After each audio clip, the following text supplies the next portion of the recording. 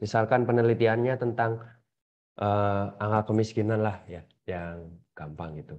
Objeknya populasinya itu adalah di Kota Surabaya. Sedangkan tim kalian misalkan hanya 5 orang gitu. Nah, kalau misalkan semuanya akan kalian survei gitu, semua warga Kota Surabaya akan kalian survei, kalian butuh waktu berapa lama? Tuh, mungkin bisa eh, 2 bulan, 3 bulan pun belum tentu ini ya, belum tentu data yang kalian perlukan itu terkumpul semuanya gitu. Oleh karena itu, alternatifnya itu adalah kalian cukup mengambil sebagian dari anggota populasi itu untuk diamati. Ya, sebagian dari anggota populasi tersebut itu yang disebut sebagai sampel.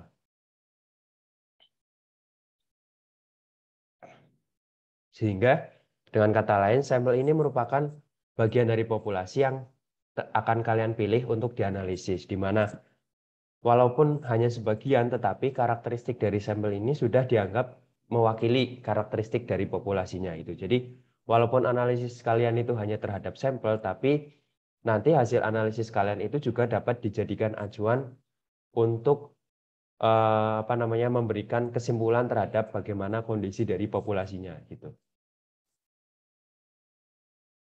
Nah, selain populasi dan sampel, hal yang perlu kalian pahami juga adalah bahwa dalam suatu penelitian itu pasti tidak pernah lepas dari yang namanya variabel, parameter, dan data. Jadi selain populasi dan sampel, tiga eh, hal ini tuh merupakan satu kesatuan yang tidak dapat dipisahkan gitu. Jadi di setiap penelitian sudah pasti selain ada populasi dan sampel itu ya pasti ada variabel, ada parameter, dan ada data. Apalagi penelitian yang sifatnya ini ya kuantitatif gitu. Kemudian datanya kalian ambil langsung dari sumbernya data primer gitu. Kalian survei langsung gitu. Nah, apa yang dimaksud dengan variabel?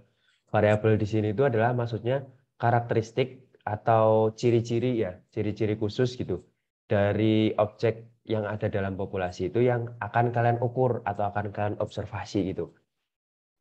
Tadi kan di awal sudah saya jelaskan bahwa populasi itu kan punya apa namanya objek-objek dalam populasi itu kan memiliki kesamaan karakteristik. Nah, karakteristik di sini itu tidak hanya ada satu gitu, ada banyak karakteristik. Tapi kalian kan ketika akan melakukan penelitian, akan melakukan riset itu kan tidak semuanya, tidak semua karakteristik itu akan diamati. Mungkin hanya misalkan 3 variabel, 2 variabel gitu. Untuk level S1 misal kalian nanti ngerjakan skripsi atau tugas akhir itu ya variabelnya mungkin 3 itu udah banyak gitu. 4, 3, 4 itu udah maksimal. Jadi apa namanya nanti 3, 4 variabel itu maksudnya berarti ya 3 dan atau 4 karakteristik dari populasi itu gitu yang akan kalian amati. Kemudian setelah kalian tentukan variabel, nanti kalian dapat menentukan juga nilai parameternya, di mana parameter ini itu adalah nilai deskriptif dari populasi. Nilai deskriptif yang seperti apa? Yaitu nilai deskriptif yang berkaitan dengan variabel yang sudah kalian tetapkan sebelumnya. Lalu selanjutnya ada data. Data ini kan sudah dijelaskan ya di pertemuan awal.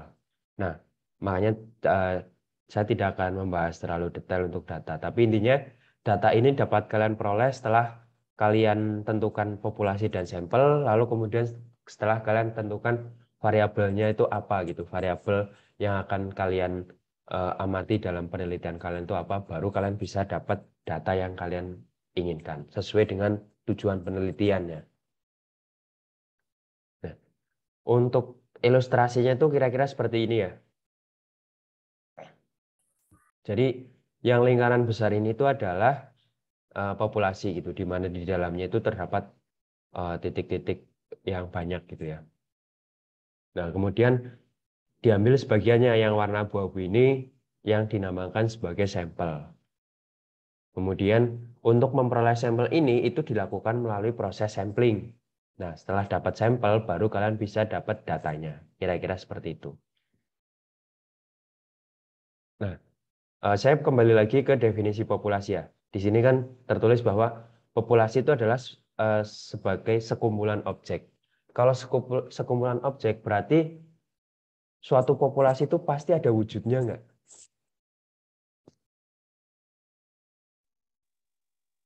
Ada. Ada ya, harus ada wujudnya ya. Kalau tidak ada wujudnya berarti ya dia bukan merupakan populasi gitu, karena aturan untuk populasi itu sendiri harus berupa suatu objek yang berwujud gitu.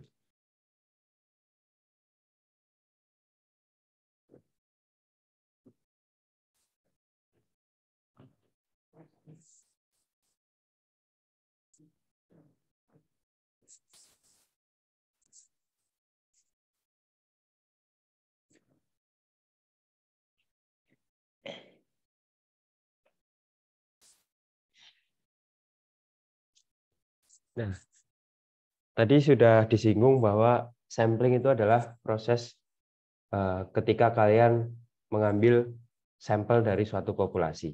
Nah, mengapa sampling ini perlu untuk dilakukan? Karena kalian harus memastikan bahwa sampel yang kalian sudah pilih dari suatu populasi itu harus representatif, yaitu memiliki ciri-ciri yang sama atau karakteristik yang sama dengan karakteristik populasi asalnya. Di mana ketika tingkat kerepresentatifan sampel yang kalian ambil itu semakin tinggi, semakin bagus, maka nanti hasil analisisnya juga akan semakin bagus.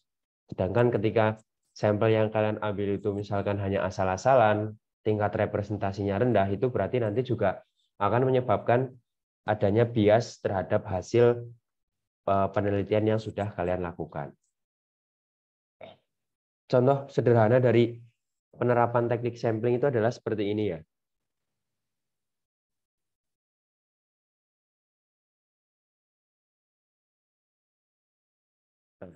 Misalkan kalian ingin mengetahui rata-rata penghasilan penduduk Kota Semarang, secara khusus di sini adalah penduduk yang bekerja pada sektor industri. Di mana jumlahnya itu yang di sektor industri ini itu ada 200.000 jiwa. Sedangkan kalau kalian mencacah satu persatu itu akan membutuhkan biaya yang besar dan waktu yang lama. Oleh karena itu, kalian memutuskan yang mau kalian amati itu hanya sebagiannya saja, sebagian dari 200.000 ini. Nah, setelah dengan berbagai pertimbangan, yang kalian ambil itu adalah 2.000 orang. Nah, kemudian kan untuk memperoleh 2.000 orang dari 200.000 orang ini, itu nanti kalian gunakan teknik sampling di situ. Di mana 2.000 orang ini adalah 1% dari total populasinya gitu ya. Nah, dari ilustrasi ini, berarti menurut kalian populasinya apa?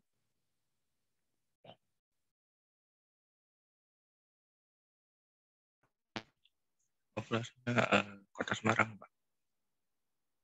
Yang Apa? bekerja di Suaranya kurang jelas. yang populasi itu Kota Semarang yang bekerja di sektor industri yang menyeluruh 200.000 jiwa, Pak. Kalau sampelnya Ya, yang 2.000 orang. ya betul ya. Jadi populasinya berarti yang ini yang penduduk Kota Semarang yang kerjanya di sektor industri. Kemudian jumlah populasinya itu ada 200.000 jiwa.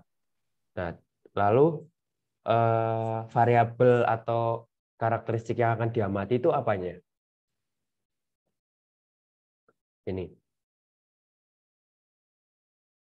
Karakteristik yang akan diukur atau diobservasi, diteliti gitu.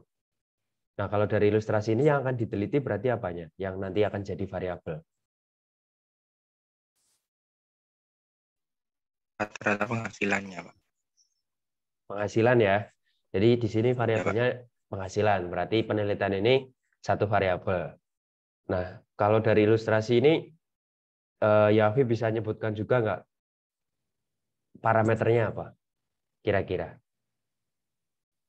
Parameter itu tadi definisinya adalah ini. Nilai deskriptif.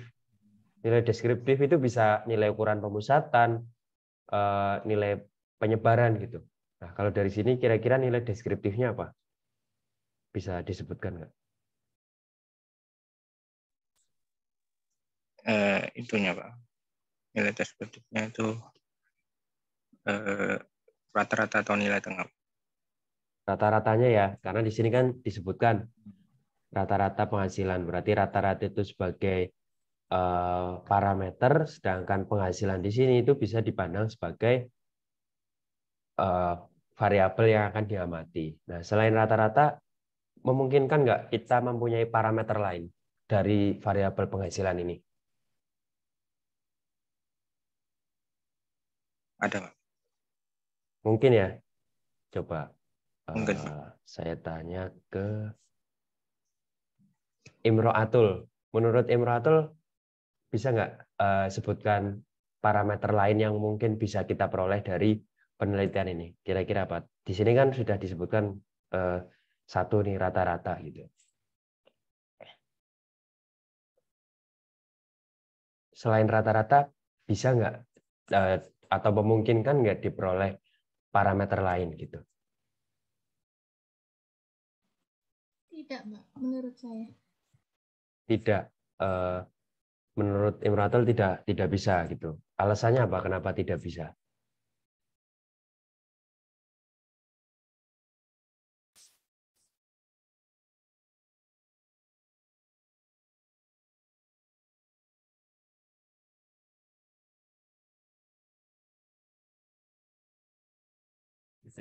Kalau belum ada gambaran nggak apa-apa.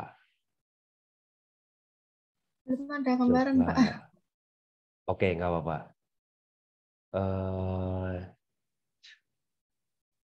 Bentar. Saya tanya lagi ke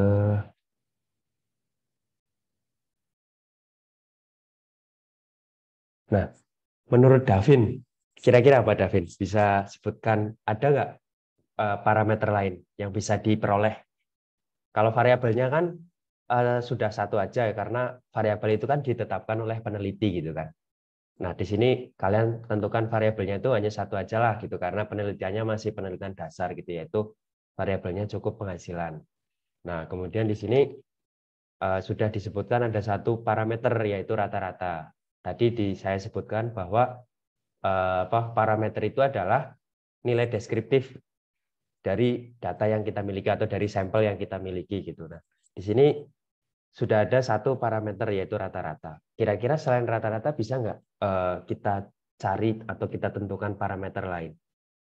Di mana tadi parameter itu kan nilai deskriptif dah, di mana nilai deskriptif ini bisa sebagai ukuran pemusatan, sebagai ukuran penyimpangan juga bisa gitu. Berarti selain rata-rata bisa nggak ditentukan parameter yang lain?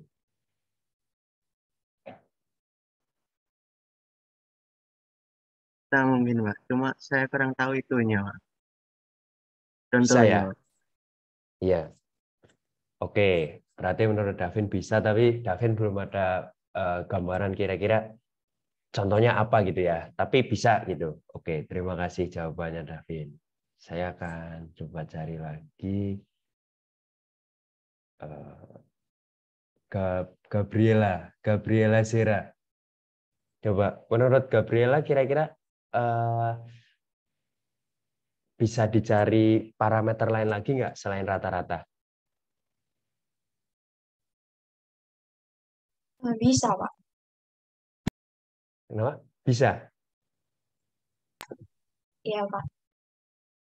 Contohnya apa? Kalau bisa berarti contohnya salah satunya apa? Sebutkan satu saja.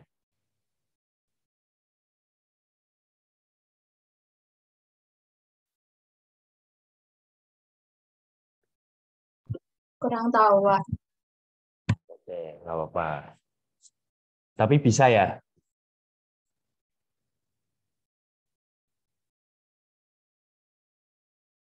Bisa. Oke, coba. Coba Yavi. Menurut Yavi bisa atau enggak?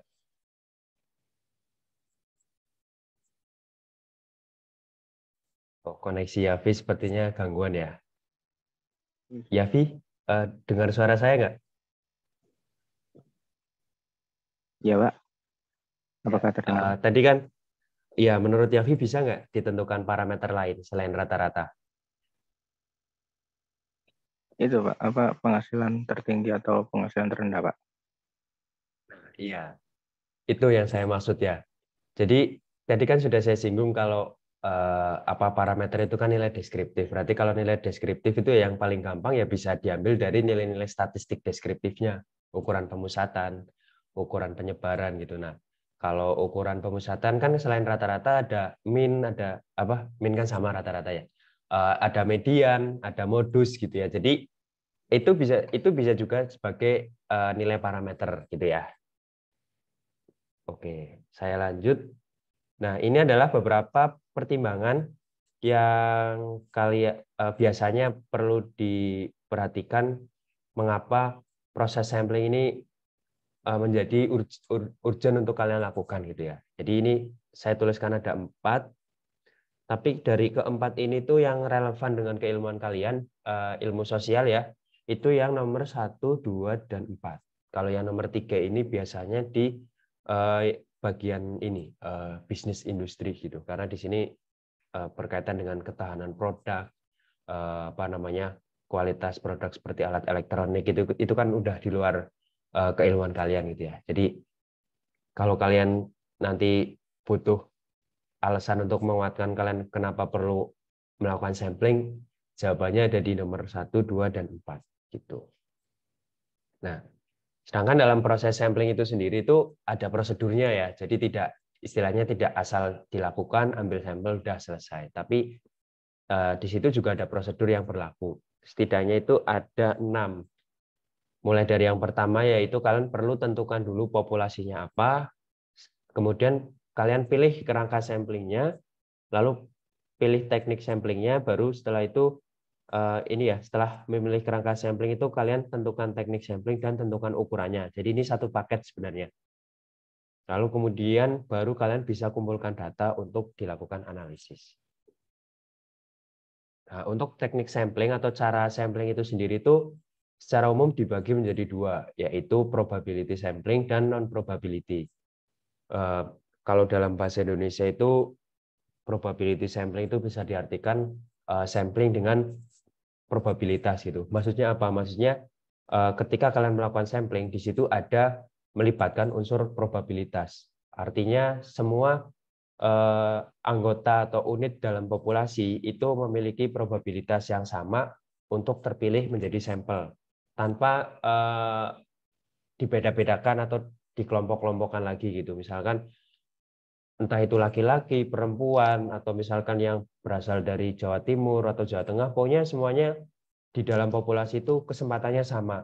Berapa kesempatan atau berapa peluangnya itu adalah 1 per jumlah populasinya. Jadi misalkan populasinya 100 berarti peluang untuk terpilihnya ya 1/100. Misal 1000 berarti 1/1000. Nah, biasanya peluang itu dinotasikan dengan persentase. Jadi misal 1/100 kan 0,01, itu biasanya disebutkan peluangnya 1% gitu. Jadi setiap orang itu peluang untuk terpilih jadi sampel itu adalah 1%.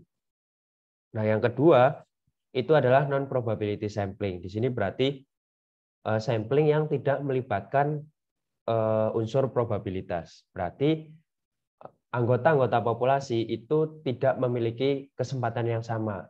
Mengapa tidak memiliki kesempatan yang sama? Karena peluang mereka untuk terpilih itu juga udah berbeda-beda. Beda dengan yang di probability. Kalau yang di probability itu semua peluangnya sama.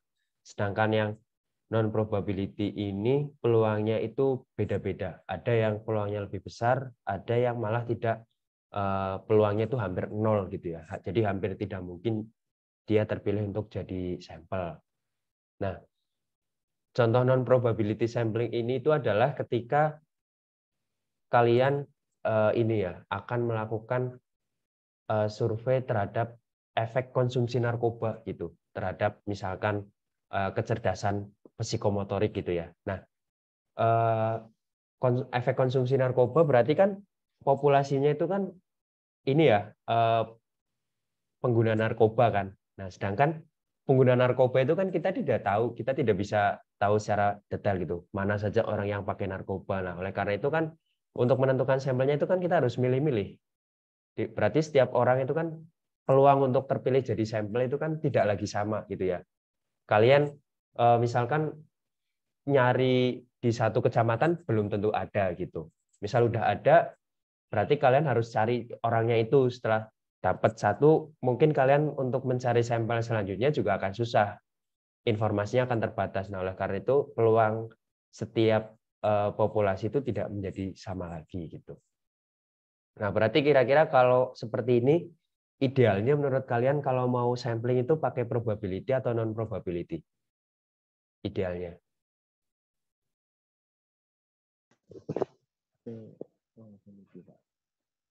Probability ya, karena kan apa namanya, berarti kesempatan atau kesetaraan semua populasi, semua anggota populasi itu sama gitu untuk terpilih. Nah, di sini jenis-jenis dari probability dan non probability sampling itu sudah saya tuliskan ya di awal sebelum saya jelaskan satu persatu. Nah, mengapa saya pilih ini? Itu adalah saya pilih berdasarkan intensitas penggunaan ya. Jadi dalam buku statistika sosial itu biasanya ketika dilakukan penelitian atau sampling itu biasanya metode yang dipakai itu adalah ini. Kalau dalam probability sampling itu 3 ini, kalau yang non probability sampling itu yang 4 ini. Makanya saya jelaskannya itu hanya yang ini saja ya. Tapi selain ini itu juga masih ada metode sampling yang lain gitu. Nah, saya masuk yang pertama untuk yang probability sampling, yaitu simple random sampling. Simple random sampling ini itu adalah bisa dikatakan sebagai probability sampling yang paling sederhana, karena ketika kalian menggunakan metode ini, kalian itu melakukan samplingnya itu ngambil apa namanya, sampel dari satu populasi itu benar-benar secara acak gitu, tanpa kalian apa namanya, kedepankan unsur subjektivitasnya. Pokoknya yang penting misalkan sampelnya populasinya mahasiswa UPN, berarti ya kalian ambil secara acak. Misalkan yang dari Fakultas Hukum diambil secara acak, kalian tidak ambil berdasarkan misalkan yang kalian kenal atau yang sudah kalian tahu sebelumnya gitu. Nah, itu makanya itu simple random sampling ini dianggap sebagai sampling yang paling sederhana.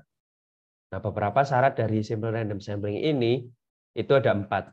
Jadi yang pertama itu harus tersedia kerangka samplingnya dulu. Lalu yang kedua, karakteristik populasinya ini harus homogen. Homogen dalam artian itu maksudnya tidak ada perbedaan-perbedaan yang signifikan ya. Dan homogennya ini itu adalah mengacu pada variabel yang atau tujuan penelitian yang akan kalian lakukan.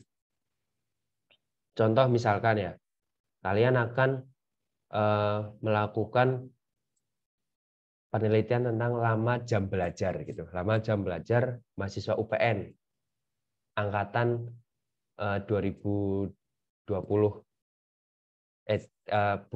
Maaf, saya revisi. Jam belajar mahasiswa administrasi publik lintas angkatan ya, semua angkatan itu. Nah, kira-kira menurut kalian ketika kalian akan melakukan survei terhadap jam belajar, perlu dipisah-pisah lagi nggak? Misalkan berdasarkan jenis kelamin, berdasarkan asal daerah gitu nggak?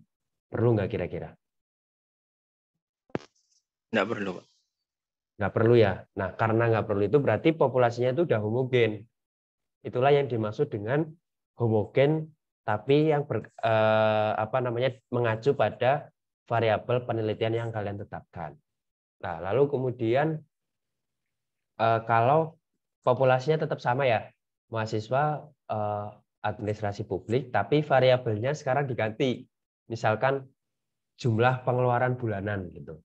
Nah, kalau jumlah pengeluaran bulanan, kira-kira kalian perlu kelompokkan lagi nggak? Misalkan dikelompokkan berdasarkan jenis kelamin gitu kan. Biasanya kan pengeluaran laki-laki sama perempuan kan item-itemnya kan beda kan. Ada hal-hal yang dalam satu bulan itu perempuan itu pasti butuh, tapi laki-laki belum tentu gitu. Nah, kalau seperti itu berarti perlu dikelompokkan berdasarkan jenis kelamin atau tidak usah? Perlu ya. Nah, kalau perlu itu berarti populasinya itu tidak lagi homogen, berarti heterogen. Nah, oleh karena itu kalau sudah seperti itu, simple random sampling ini menjadi kurang relevan untuk tetap dipakai. Gitu ya. Nah, lalu yang ketiga, ukuran populasinya itu diketahui secara pasti. Jadi walaupun jumlahnya banyak, tapi kalian tahu secara pasti jumlahnya itu ada berapa. Contoh misalkan, populasinya kalian mau pakai penduduk Jawa Timur. Jumlahnya banyak nggak penduduk Jawa Timur? Banyak kan? Sampai 10 juta lebih mungkin. Tapi kalian Ya, Pak. mungkin nggak untuk tahu berapa jumlah pastinya? Mungkin, Pak. Menurut Davin mungkin nggak Davin bisa tahu jumlah pasti penduduk Jawa Timur? Penduduk Jawa Timur itu berarti ya yang KTP-nya itu tercatat sebagai warga Jawa Timur itu. Mungkin nggak bisa tahu? Nggak kalau pasti, Pak. Gimana? Kalau angka tepatnya nggak, Pak. Kalau angka Angka tepatnya enggak. pasnya. Ya, angka pasnya.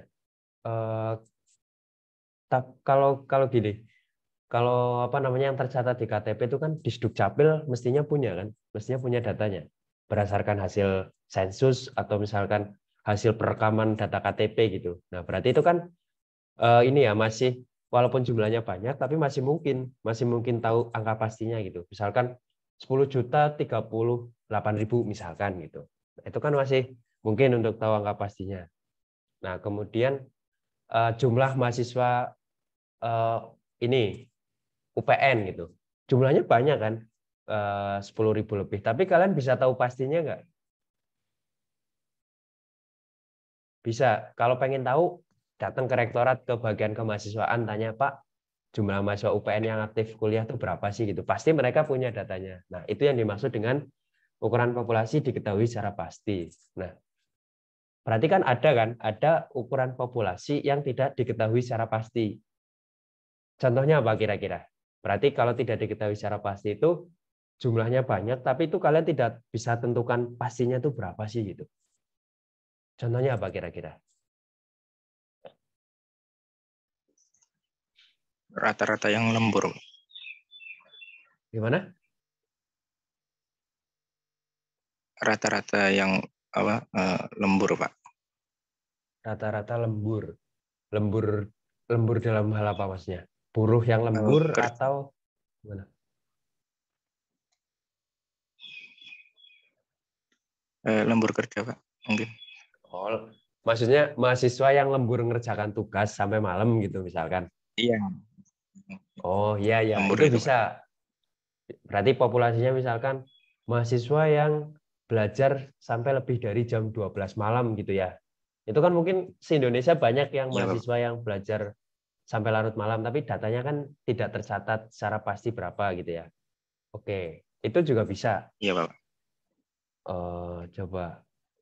Menurut Muhammad Khairul Anas, bisa nggak sebutkan lagi contoh yang tidak diketahui secara pasti?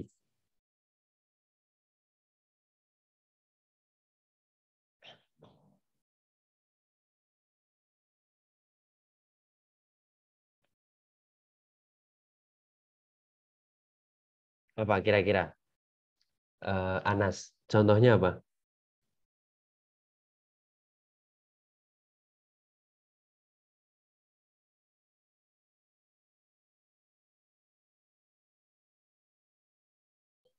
Mungkin jumlah orang yang rutin berolahraga. Jumlah orang yang rutin berolahraga. Ya itu bisa jadi sih, tapi masih terlalu abstrak ya. Rutin berolahraga dalam hal apa? Lalu intensitasnya misalkan rutin setiap hari atau rutin setiap minggu gitu ya. Nah, contoh lainnya tuh misalkan ini. Di sini ada yang suka K-pop, penggemarnya BTS, ada nggak? Harusnya sih ada, biasanya ada. Nah, kalau kalian amati di sosmed ya, di Twitter, di Instagram, para pendukungnya itu kan selalu mengklaim bahwa band BTS itu adalah band dengan fans terbanyak di dunia gitu kan. Tapi kalau kalian tanya ke mereka jumlah pastinya berapa, mereka tahu nggak? Tahu jawabannya berapa nggak? Mengklaim misalkan Enggak, jumlah Pak. kami banyak gitu. Tapi kan ketika ditanya berapa sih emang jumlah pastinya, ada 10 juta atau 20 juta kan mereka nggak tahu kan. Nah, itu juga contoh ini ya, populasi yang tidak diketahui secara pasti. Nah, lalu kemudian yang keempat itu adalah syaratnya keadaan populasinya tidak tersebar secara geografis. Ini artinya bahwa kalau kalian mau pakai simple random sampling, pakailah ketika populasinya itu jaraknya itu rapat. Jadi masih mudah untuk diakses. Contohnya misalkan dalam satu kabupaten, maksimal itu satu kabupaten lah, itu masih memungkinkan. Tapi kalau sudah lingkupnya sudah provinsi, itu sudah menjadi kurang relevan kalau kalian mau pakai simple random sampling lagi gitu. Nah, lalu kemudian bagaimana cara pengambilan sampelnya? Kalau kalian sudah memutuskan saya mau pakai simple random sampling, nah caranya gimana cara ngambil sampelnya? Nah, ini ada dua cara yang bisa kalian pilih. Pertama yaitu dengan melalui pengundian. Nah, cara ini tuh bisa dibilang cara yang paling konservatif lah. Karena apa? Karena kalau melalui pengundian ini tuh setiap sampel sudah dinomori gitu. Misal dinomorinya berdasarkan digit terakhir NPM kalian gitu. Misalkan Davin nomor 276, Anas 188, Imroatul 061 misalkan seperti itu. Lalu kemudian dicatat, dimasukkan dalam satu wadah, diacak, lalu kemudian diambil satu, yang keluar misalkan nomor 1, yang keluar nomor 3. Nah, itu yang dimaksud dengan pengundian. Tapi ini selain terlalu konservatif, itu juga tidak praktis. Tidak praktis karena apa? Karena coba kalian bayangkan kalau populasinya 500 atau 1000 gitu. Berarti kalian harus bikin kertas catatan itu 1000 kertas dimasukkan dalam satu wadah, itu kan repot ya, butuh waktu lama juga. Nah, oleh karena itu ada alternatif yang kedua, yaitu dengan menggunakan bantuan angka random.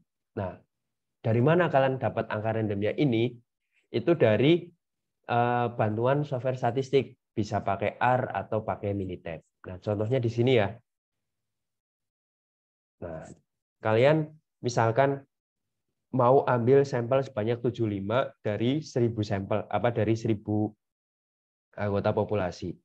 Kalian cukup nulis perintah seperti ini, nanti akan keluar. Nah, nomor-nomor ini itu adalah nomor-nomor sampel gitu ya. Contohnya misalkan ya, kalau tadi di yang nomor pertama ini, misalkan NPM yang 3 digit terakhir gitu. Misalkan yang 676 ini atas nama si A, sampai yang terakhir nomor 202 di atas nama Z gitu misalkan. Nah, seperti itu. Jadi yang cara kedua ini dipandang bisa lebih praktis daripada yang cara pertama. Nah, setelah kalian tentukan metode samplingnya, kalian juga harus menentukan ukuran sampelnya. Jadi ukuran sampel itu berarti besar sampel yang akan kalian pilih itu ada berapa unit gitu, berapa orang gitu, misalkan populasinya itu isinya kumpulan orang gitu. Nah, sampel itu kan notasinya N kecil. Nah, sedangkan untuk jumlah populasi notasinya N besar. Jadi kalau mau menentukan berapa N kecilnya itu tidak bisa sembarangan ya. Artinya tidak bisa hanya berdasarkan intuisi gitu. Misalkan saya mau ambil 200 saja karena 200 angka cantik misalkan. Itu tidak disarankan, tapi sebaiknya gunakan rumus ini. Nah, dalam rumus ini tuh dia mengakomodir adanya nilai kesalahan. Jadi kan namanya sampling, ambil sampel dari populasi itu kan pasti kan sangat memungkinkan untuk terjadinya suatu kesalahan kan. Nah, oleh karena itu di sini agar fair, agar sampel yang terpilih itu ya memang mengakui adanya kesalahan, jadi tidak mengklaim mutlak benar 100%, itu dia mengakomodir nilai B, di mana B ini adalah nilai kesalahan yang diharapkan. Jadi misalkan Davin melakukan penelitian, sebelum dilakukan penelitian itu sudah disepakati bersama dengan tim bahwa kesalahan atau error dari penelitian kita itu tidak boleh lebih dari 5% gitu. Berarti nanti B-nya ini ditetapkan sebesar 5%. Nah, misalkan Anas pengennya 5% masih kebanyakan, Pak. Saya mau 1%. Ya udah, berarti nanti di sini B-nya itu 1% gitu. Nanti setelah ditentukan B-nya, bisa ditentukan N kecilnya. Nah, ini juga ada variansi populasi. Tapi karena populasinya itu kan kita tidak ukur satu-satu, makanya itu variansi populasi di sini dia juga nilainya itu pakai nilai taksiran, nilai perkiraan, yaitu ditaksir dari nilai rank populasi dibagi 4 lalu kemudian dikuadratkan. Nah, setelah kalian tentukan ukuran sampelnya, kalian tentukan cara pengambilannya, berarti kan kalian nanti dapat tuh sampelnya udah dapat juga data yang kalian harapkan. Nah, setelah itu tugas kalian selanjutnya itu adalah melakukan estimasi parameter. Nah, estimasi parameter yang paling mendasar dari suatu populasi itu ya nilai deskriptifnya, yaitu di sini yang paling pokok itu nilai rata-rata lah. Setidaknya minimal kalian parameter yang harus kalian tahu dari populasi kalian itu adalah rata-ratanya berapa. Karena rata-rata ini kan berkaitan dengan ini ya, pemusatannya pada nilai berapa yang itu bisa dianggap mewakili semua populasi kan gitu. Jadi mengapa rata-rata ini menjadi nilai parameter yang paling mendasar yang perlu kalian cari nilainya gitu.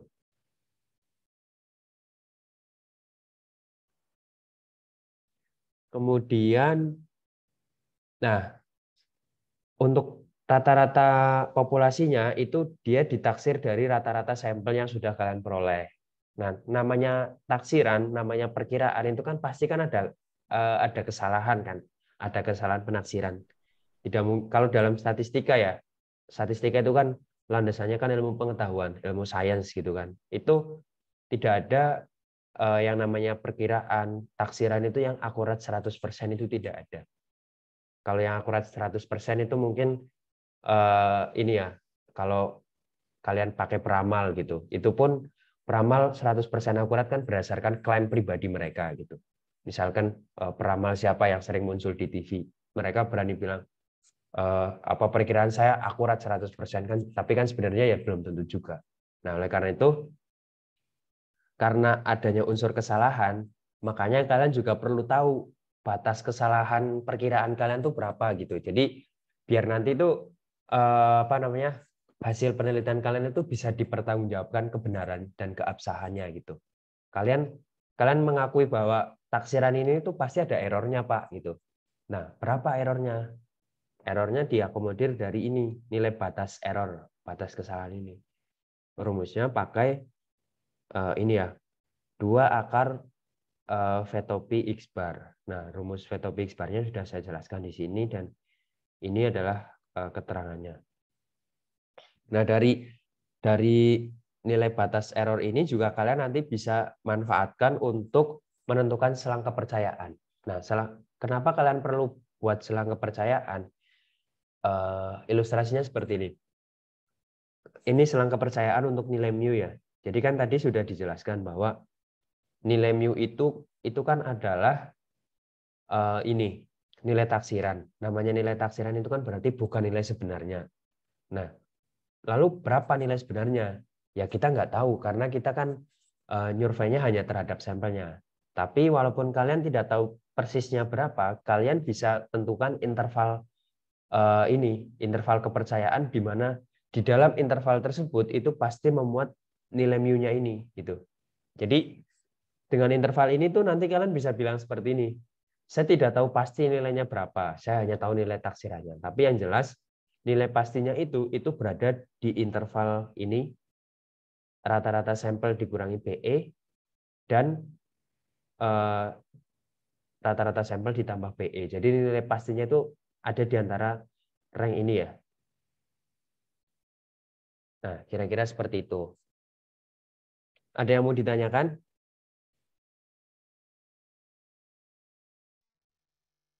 Belum, Pak. Oke. Kalau tidak ada, saya lanjut ke contoh soal ya. Nah, jadi contoh soal di sini tuh sebuah perusahaan yang bergerak di bidang game developer itu mau melakukan ini ya, mau melakukan survei terhadap berapa sih lama penggunaan gadget untuk dipakai ngegame game yang mereka ciptakan gitu. Nah, populasinya itu ada 1000 ya, ada 1000 orang. Nah, kemudian sampel yang diambil itu 50 karena mereka merasa 50 itu sudah cukup dan berdasarkan ini ya. Dengan mengacu pada rumus ini ternyata 50 sudah cukup gitu. Nah, berarti sekarang untuk memperoleh siapa-siapa saja dari 1000 orang untuk kemudian dipilih sebanyak 50 itu mereka pakai bantuan yang bilangan random ini ya. Nah, kemudian diperoleh 50 sampelnya itu ini nih, yang nomornya itu ini. Misalkan ini adalah nomor ID penggunanya gitu. Ini kan kalau mau ngegame itu kan ada ID-nya kan, ID akunnya gitu misalkan. Nah, setelah dapat 50 orang, barulah disurvei satu-satu, ditanya lama pemakaiannya seminggu berapa jam gitu. Nah, dapatlah hasil ini. Nah, setelah dapat hasilnya, baru ditentukan perkiraan rata-rata populasi. Jadi dari rata-rata 50 orang, kemudian mereka memperkirakan rata-rata untuk 10.000, untuk 1.000 orang itu berapa. Nah, ditaksir dari rata-rata sampelnya ini ya.